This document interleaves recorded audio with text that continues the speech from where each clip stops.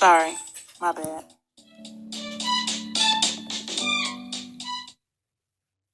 Take a right, go down 2 blocks. I didn't know.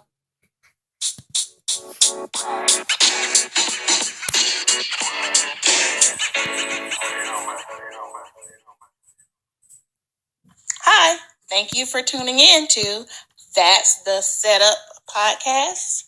I'm your host, Sharika Duncan, a new author of the Setup novel. Check me out on Instagram at Sharika Duncan and on Facebook as Sharika Duncan Author, or my website, sharikaduncan.com.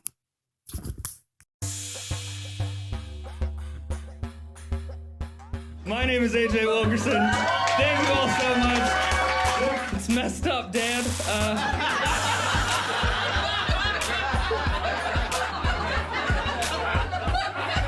Walmart's the only place you can go at 3 a.m. Buy like a comforter, rope, and duct tape.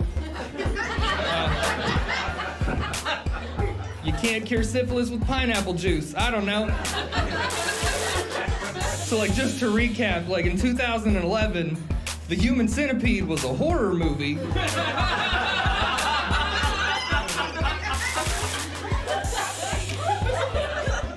We've gotten way off the rails here, guys.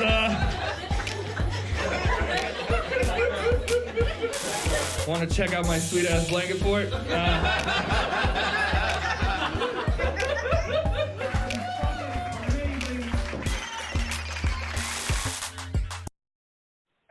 Hi, everyone. Hi, Sharika. Welcome back, folks. Yes, we are working. We are grinding out here. We just got inspired by someone great on the team from Phi Entertainment Camp. And we're here today to talk with a wonderful, awesome, talent, comedian, funny guy, Mr. AJ Wilkerson. Welcome, sir. Welcome. Hi, thank you all for having me. Wow. Yes, thank you for joining us. We appreciate that, AJ. We heard a lot of great things about you. We've been checking you out, sir. You have a wonderful presence out there on that digital world on Instagram and vice versa. You've been putting in work. Yes, you have. Yeah, I hit the ground running with comedy, and I haven't slowed up. I love it a lot. So. Wow. That's awesome, dude. I mean, as far as for one, my jaws are sore right now, even though you hadn't even said anything funny yet. But I can just imagine where you're going to take us during this time together. I appreciate that. Like, I've never had a woman tell me I made her jaw sore before, so this is like a first for all of us. Oh, okay. Okay. See what I mean? Mm-hmm. Tell me, in terms of you say you had so much experience on stage, where did it happen for you? When did you know that you were funny, dude? Who blessed you? My therapist. No, so I've always kind of been just the funny guy, among my group of friends and stuff. But I really wanted to try stand up about 7 years ago, and I chickened out. I was with somebody that didn't think I could do it, and so I just let that kind of get in my head, and so I stopped pursuing it. But then last year, I got diagnosed with autism spectrum disorder. And so once I started seeing a therapist and working through some of the things with that, my therapist identified that I had a need for a creative outlet. I was trying to do creative things, but it was I was trying to make a cartoon, but I was trying to teach myself to animate. I was trying to teach myself to draw. I was trying to teach myself video editing and all of these different things. And all of those things are just things in the way of me actually communicating with people and just putting my thoughts and ideas out there, So my therapist basically was like, why don't you try cutting out the middleman and just write your ideas and then share them with people on stage? Like, try going to an open mic. And I did, and I haven't stopped since. Like, I just like people, like a lot of people with autism spectrum disorder have like these intense focuses. So like whatever their thing is that they love, like they're all about that thing. So whether it's like dinosaurs or penguins or trains or whatever their robots, you know, whatever their thing is, like they have an intense focus in it. And turns out mine's comedy. So, dude, man, listen, man, I feel bad now for laughing at. I thought you were doing a joke when you said your therapist was the reason. Oh, no, for real. I mean, it is a joke. Like, it's ridiculous. Like, whose life is like that? Like, I'm a ridiculous human being. Like,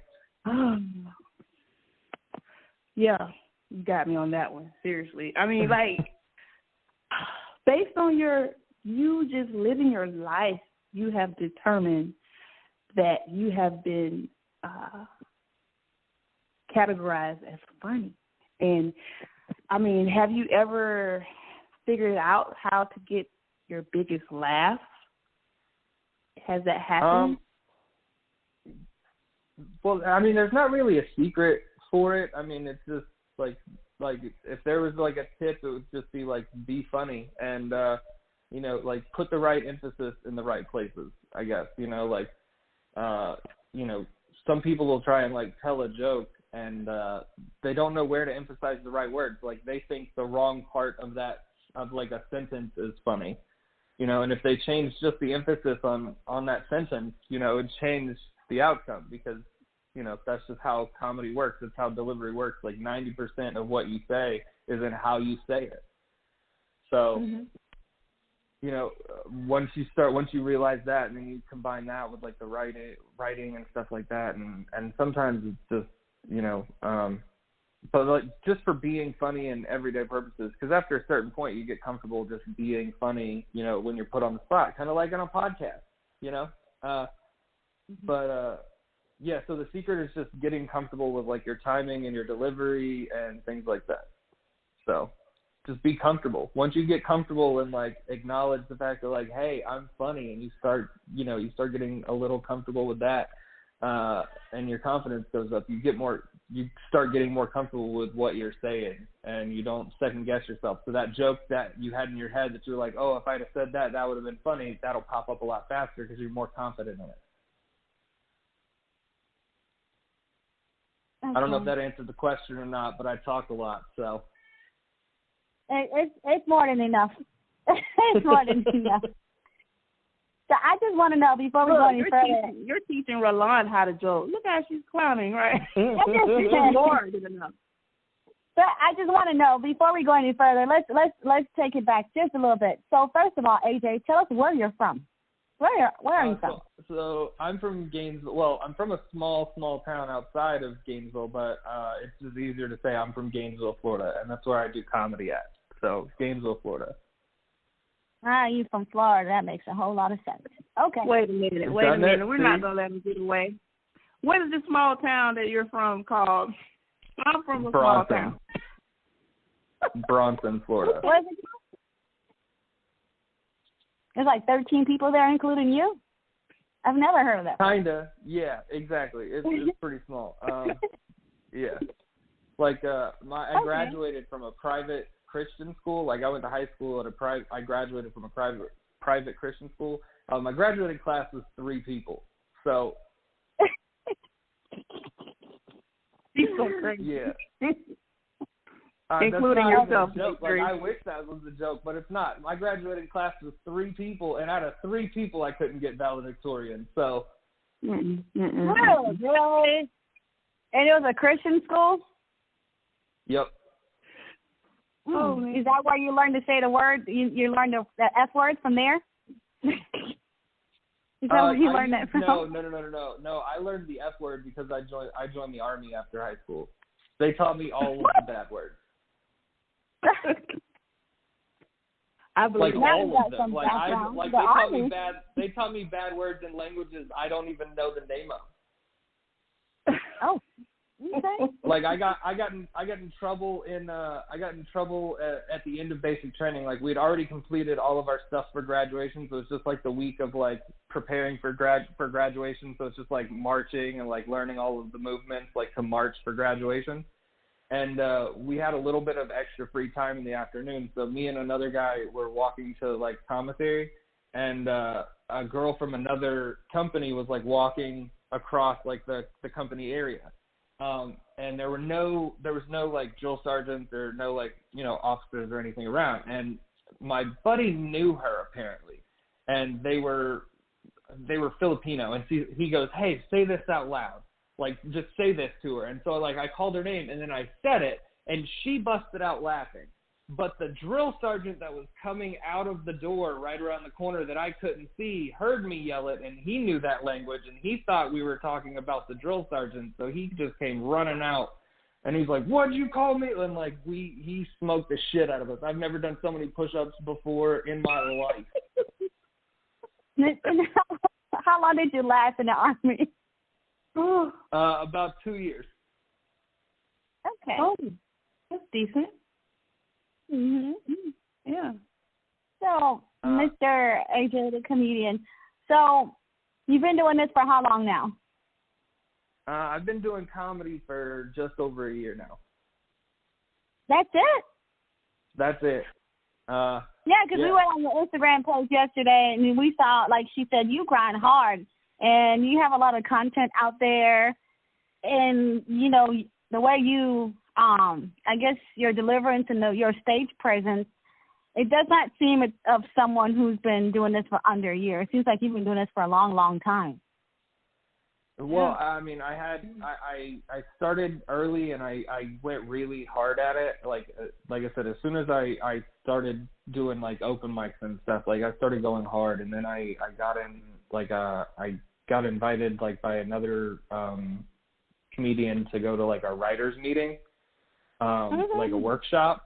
And so I went, and there's this guy in Gainesville, Bob Smith, and this group is called Keg of Laughs. And so they do like showcase shows, and they also do a writer's workshop.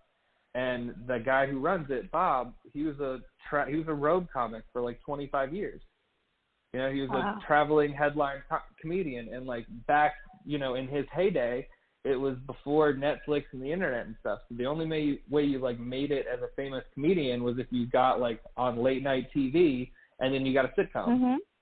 You know? That's true. So, you know, he never broke through that ceiling, but he just has so much knowledge to offer, and he knows so much about comedy. And, you know, like I said, I fell into it hard and like just became obsessed with it. And he kind of steered me in the right direction and gave me like tips and pointers. And, you know, with the workshop, I could bring new material there and run it by other comedians. And I just went at it hard, and that's it. Like that's literally like, you know, you can make it in comedy as fast or as slow as you want to. It's like, you know, like it's gonna take some lucky breaks, and it's gonna take like, you know, getting in with the right people and the right clubs and all that kind of stuff. But like if you're constantly pushing to do it and you're constantly pushing to improve, like you're gonna get those opportunities sooner rather than later. So like.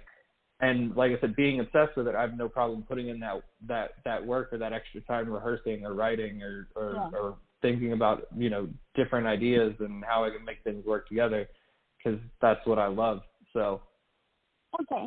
So that being that you're still considered a new comedian, although you're awesome, what are some of the mistakes that you've done, or you've made in the beginning, and you know what you see those that came after you that they're doing? I mean, a lot of the things with new comedians is just, like I said, not understanding like structure, and not understanding like how to like learning how to edit themselves. And I don't mean like edit like, you know, like censoring themselves. I mean edit like comedy is about a dichotomy of words. Like how can I make something funny in as little words as possible? Like how can I get my point across and make sure everybody understands all of the ideas I'm trying to express, you know, incorporate subtext, all of this in as little words as possible. And some guys, like, it's the same thing. It's the same concept of, like, everybody's got that relative that tells stories around the holidays, and when they start talking, you're like, Jesus, this is going to take forever. Like, I'll see y'all back here next Christmas because he'll still be telling the same damn story. Like, you know, like, it's that same concept, just now it's on stage, and it's highlighted that much more because you're there for an audience reaction, and now you've got longer and longer gaps in between people laughing because you're too wordy. You're just saying too much. Like, do less. Yeah. So that would be my advice: is write as much as possible, grind as hard as you can, and do less. Wow. Dude, I mean, wow, that's amazing. I really respect your hustle. I mean, I know you mentioned, like, it was 7 years ago when you acknowledged, you know, that you were funny, and then 6 years. I've always been obsessed with comedy. I guess I should clarify that. I've always been obsessed with comedy. Like, when I was a kid, like, my first summer job, like, I worked at this a construction company with my dad. And so, like, every summer we were basically, like, riding around in this truck going from, like, job to job and, like, listening to old comedy tapes like Red Fox and Richard Pryor and Jerry Clower and Jeff Foxworthy. Love Richard Pryor. That's my man. And Red Fox. Richard Pryor. Yo, I grew up on Red Fox. Like, my dad was obsessed with Red Fox because of Sanford and Son, because my dad is also, like, a junk collector. Like, so he was obsessed with it, you know, and, like, just, it was hilarious. But, yeah, so my dad loves Red Fox. So I love Red Fox. And then, you know, I got older and started getting into, you know, like, I used to go to Blockbuster and rent comedy specials. Like, that's how long I've been in love with comedy. Okay, so that's a long time ago, dude, because, you know, Blockbuster has been off the scene for a minute. I rented Kevin Hart's first special at a Hollywood Video. Like, dude, I don't even remember Hollywood Video. Yeah, exactly. I just remember Movie Gallery and Blockbuster. I don't even remember a Hollywood Video. It must be a private. I don't know if that's a chain or what. But. Yeah, it was a chain. It was like Movie Gallery. Oh, okay. Okay. But yeah. So yeah, I've been obsessed with comedy like my whole life. It was just I've always had real bad anxiety and stuff like that, and honestly, like I didn't know I was autistic, but I was secretly autistic. So I just never thought I could do that. You know, I never thought I could get up in front of people and do it. So I wanted to be like behind the scenes. Like I wanted to be like voicing an animated character, or like writing cartoons, or like writing for a TV show. You know, that I wanted to do that kind of stuff and make people laugh. Let me ask you this. Then it just turns out based on your time with comedy, like, has it paid off? Like, is there money in stand-up comedy currently? I mean, there's money in it. I'll let you know when I make some. Please. Yeah. You want to table that question? Okay. Yeah, most of the money in stand-up, though, comes from, like, live performances.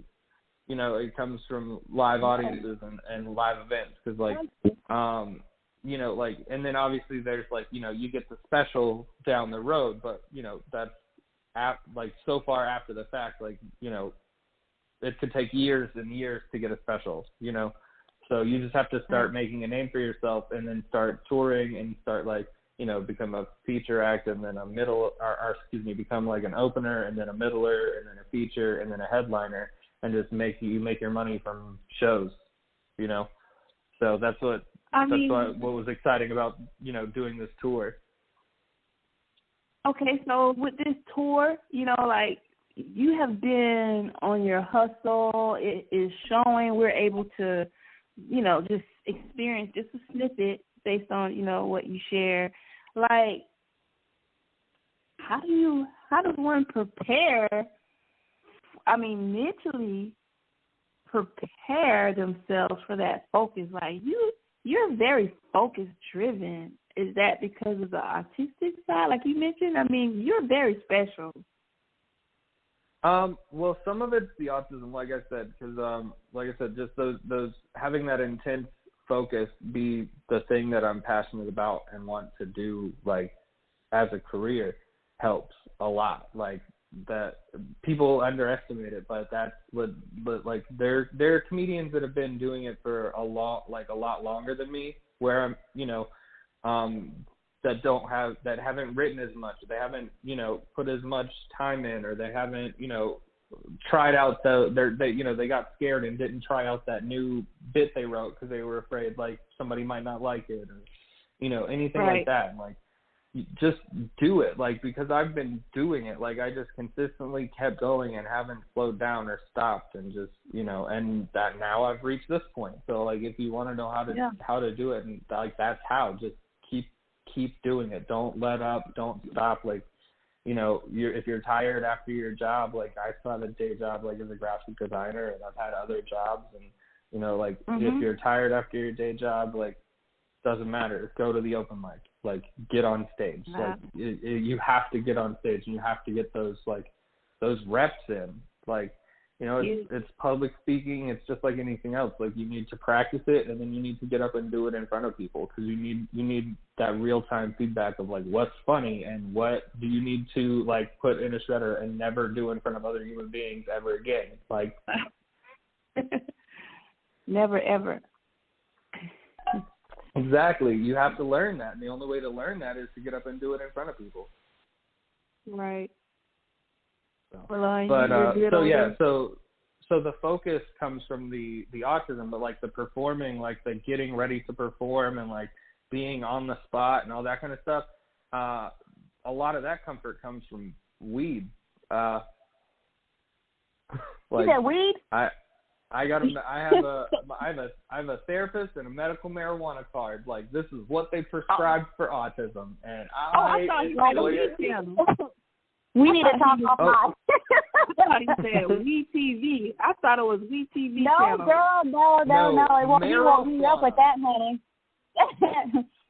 He woke me up with that.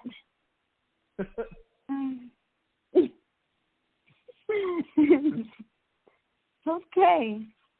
Yeah, no, that's how I beat the social anxiety, and I like slow my brain down enough to focus on that moment. Is I get ridiculously high, as per my doctor's orders. I feel like that's important. It's much safer than a Xanax, though. Yeah. What's that? What was that? I said it's much safer than a Xanax, so I guess what he's doing. Oh yeah, I don't trust, like, pharmaceuticals like that either. No. Like, I don't want to be on, like, Adderall. I don't want to be on Xanax. I don't want to be on, any of that kind of stuff, because that's going to make me, one, it's going to make me sluggish. Two, it's got so many side effects for, like, anxiety and depression and stuff like that. Like, part of what makes me funny is, like, the way my brain operates and the way my brain creates creativity. So why would I want to throttle that down? Why would I not want to, like, just pull the cap off and, lean into it? And that's basically the difference between, like pharmaceuticals and medical marijuana. Is, like, pharmaceuticals are there to, like, limit you as opposed to just level you out. Right. We're leveling it out. Listen, I want you guys to know that this gentleman right here is very knowledgeable. He is not only funny, but he is also an advisor to what is it, natural healing of any type of what? What are you a sponsor of again? Is it, Mr. AJ? What is that? Weed? Oh, I'm a weed connoisseur. I'm a weed connoisseur. Yes. And we're going to learn all about. I'm hoping that you're going to give you an example. I have my medical card. I've got two vape pens with me right now. I've got one that's a Gainesville Green, which is a sativa dominant hybrid, which gets me, like, real silly. That one just makes me real silly. And then I've got another one that's THC mixed with CBD, and that one helps me with focus. Like, that's the one I've Yeah, I don't know the rules of podcasting, but that's the one I've been pumping on while we've been speaking. So that one helps me just focus in, puts me in the zone. So. Wow. And you're in there. You're fully in the zone, brother. I must tell you. I think he's right there right now. I think he's there. So, can you I'm share in the